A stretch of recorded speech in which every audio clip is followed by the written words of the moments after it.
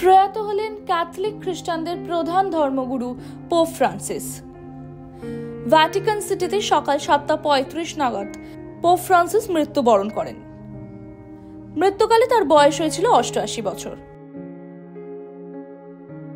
Pope Francis জন্মসূত্রে আর্জেন্টিনার Buenos আইরেসের George Mario বার্গোগোলিও 2013 সালের পোপ হিসাবে নির্বাচিত হন। তার পোপত্ব ছিল উদারনৈতিক, যেখানে সামাজিক ন্যায় বিচার, পরিবেশগত সচেতনতা এবং গরিবদের জন্য একাধিক পদক্ষেপ নেওয়ার প্রতি তার গভীর মনোযোগ ছিল।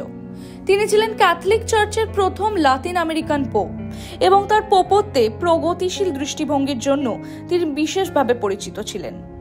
স্বাস্থ্যগত কারণে পোপ ফ্রান্সিস গত কয়েক বছর ধরে নানা সমস্যার সম্মুখীন হন। 2025 সালের ফেব্রুয়ারিতে তিনি গুরুতর নিউমোনিয়ার আক্রান্ত হয়ে হাসপাতালে ভর্তি হন, তবে চিকিৎসকদের মতে তার অবস্থা আশঙ্কাজনক ছিল না। 20 এপ্রিল ইস্টার রবিবার পোপ সেন্ট পিটার্স ব্যাসিলিকায় তার শেষবারের মতন বিশ্ববাসীর উদ্দেশ্যে ভাষণ দেন।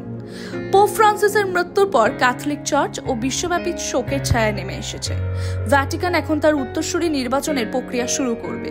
তিনি তার জীবনের পুরো সময়টাতেই মানবতার পক্ষে কাজ করেছেন এবং তার কর্মজীবন ক্যাথলিক চার্চের ইতিহাসে একটি নতুন অধ্যায় সৃষ্টি করেছে। বিশ্বের বিভিন্ন দেশ এবং ধর্মীয় সম্প্রদায় পোপ ফ্রান্সিসের মৃত্যুতে শোক প্রকাশ করছে। ক্যাথলিক ধর্মাবলম্বীরা তাকে চিরকাল স্মরণ করবেন এবং তার শিরোনামে থাকবেন এক অবিস্মরণীয় নেতা, যিনি ধর্মীয় এবং সামাজিক পরিবর্তনে বিশাল প্রভাব রেখেছিলেন। টাইমস নাও খবর।